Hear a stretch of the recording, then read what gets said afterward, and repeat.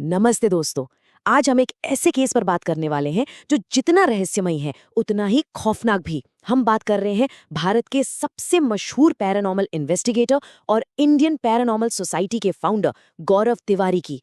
अपनी पूरी जिंदगी इन्होंने भूतों और अनदेखी ताकतों की तलाश में लगा दी। लेकिन 7 जुलाई 2016 को दिल्ली के द्वारका वाले उनके फ्लैट में कुछ ऐसा हुआ जिसने पूरे देश को हिलाकर रख दिया। सोचिए, जो इंसान जिंदगी भर दूसरों के लिए अनसुलझे रहस्य सुलझाता रहा, उसकी खुद की मौत एक बहुत बड़ा रहस्य बन गई। आज के इस एक्सप्लेनर में हम इसी घटना की तह तक जाएंगे। आगे बढ़ने से पहले जरा इस बात पर गौर कीजिए। अपनी मौत से कुछ ही दिन पहले गौरव ने अपनी पत्नी से एक बहुत ही खौफनाक बात कही थी। उन्होंने कहा था कि एक नकारात्मक शक्ति उन्हें अपनी तरफ खींच रही है और उनका खुद पर कोई कंट्रोल नहीं रहा। सोचकर देखिए, ये बात वो इंसान कह रहा था जो खुद वैज्ञानिक उपकरणों से इन शक्तियों की जांच करता था। ये बयान इस पूरे केस को देखने के दो अलग-अलग नजरिए पेश करता है। क्या ये वाकई कोई अनदेखी ताकत थी या फिर काम का अत्यधिक मानसिक तनाव? चलिए सबसे पहले मौत से पहले के आखिरी 24 घंटों पर नजर डालते हैं कि आखिर उस सुबह हुआ क्या था। 6 जुलाई की रात को गौरव दिल्ली के जनकपुरी इलाके में एक कथित हॉन्टेड घर की जांच करने गए थे। ये उनकी जिंदगी का आखिरी केस साबित हुआ। देर रात करीब 1:30 बजे वो घर लौटते हैं। परिवार के मुताबिक वो बिल्कुल नॉर्मल थे, बस थोड़े सोच में डूबे हुए लग रहे थे। अगली सुबह यानी 7 जुलाई को वो 8 बजे उठते हैं, बढ़िया नाश्ता करते हैं, अपनी ईमेल्स चेक करते हैं और अपनी टीम के साथ फ्यूचर प्रोजेक्ट्स पर बात भी करते हैं। मतलब सब कुछ एकदम नॉर्मल।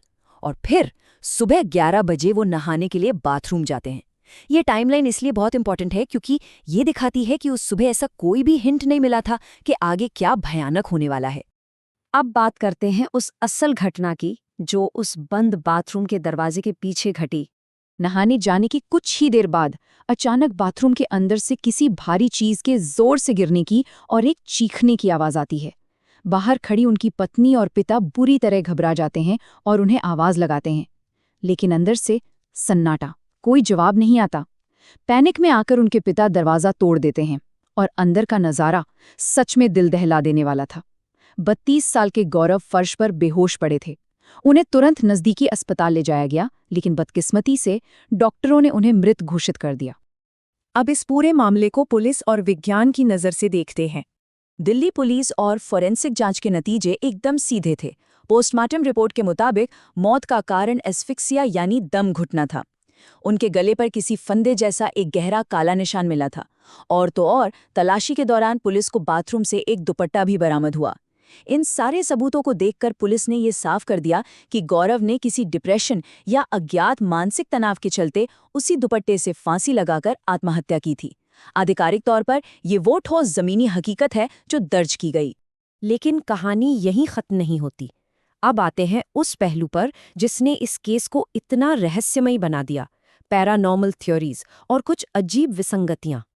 आपको याद है ना, जो खौफनाक चेतावनी गौरव ने अपनी पत्नी को दी थी कि कोई नेगेटिव फोर्स उन्हें खींच रही है। शुरुआत में उनके परिवार ने, जो कि बहुत प्रैक्टिकल सोच वाले लोग थे, इस बात को बिल्कुल नज़रअंदाज कर दिया था। उन्हें लगा कि ये बस बहुत ज़्यादा काम करने और थकान का नतीजा है, जो कि एक बहुत ही नॉर्मल ह्यूमन रिएक्शन है। लेकिन उनकी मौत के बाद इसी एक बयान ने पूरी पैरानॉर्मल कम्युनिटी में हलचल मचा दी। और इस हलचल की एक बहुत बड़ी वजह थी एक मेडिकल रिपोर्ट। देखिए, जनरली जब कोई इंसान फांसी लगाता है तो भारी दबाव की वजह से उसकी सांस की नली यानी विंड पाइप अंदर से टूट जाती है या उसे गंभीर नुकसान पहुंचता है। लेकिन गौरव के केस में शुरुआती मेडिकल ऑब्जर्वेशन में पता चला कि उनकी सांस की नली और गले का अंदरूनी हिस्सा बिल्कुल सुरक्षित था।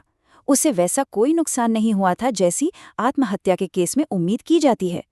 इसी एक मेडिकल विसंगति ने संशयवादियों को आधिकारिक रिपोर्ट पर शक करने का बहुत बड़ा मौका दे दिया। इस पैरानॉर्मल एंगल को समझने के लिए हमें एक खास कॉन्सेप्ट को समझना होगा जिसे ओरा कहते हैं। पैरानॉर्मल एक्सपर्ट्स मानते हैं कि हम सभी के चारों तरफ एक अदृश्य ऊर्जा क्षेत्र या एक आध्यात्मिक ढाल होती है जो हमें बाहरी और अलौकिक शक्तियों से बचाकर रखती है। और यहीं से आती है वो थ्योरी जिस पर गौरव के समर्थक आज भी यकीन करते हैं। गौरव का काम ही ऐसा था कि वो वैज्ञानिक सबूत जुटाने के लिए अक्सर अदृश्य ताकतों को चैलेंज करते थे, उन्हें अपने करीब आने के लिए उकसाते थे। एक्सपर्ट्स का तर्क है कि बार बार ऐसी नेगेटिव और हॉन्टेड जगहों पर जाने से उनका वो सुरक्षा कवच यानी उनका ऑरा धीरे धीरे बिल्कुल कमजोर हो गया था। और जब वो पूरी तरह से कमजोर पड़ गए तो उसी अनदेखी शक्ति ने, जिसका जिक्र उन्होंने अपनी पत्नी से किया था, उस बंद कमरे में उन पर हावी होकर उनकी जान ले ली। तो अंत में यही सवाल सामने आता है। एक तरफ हमारे पास पुलिस और फोरेंसिक के ठोस सबूत हैं जो अत्यधिक मानसिक तनाव और आत्महत्या की एक बहुत ही दुखद हकीकत बयान करते हैं, और दूसरी तरफ गले की चोट में वो अजीब सी विसंगति, उनका आखिरी खौफनाक बयान और वो पैरानॉर्मल दुनिया है जिसकी तलाश गौरव ने जिंदगी भर की।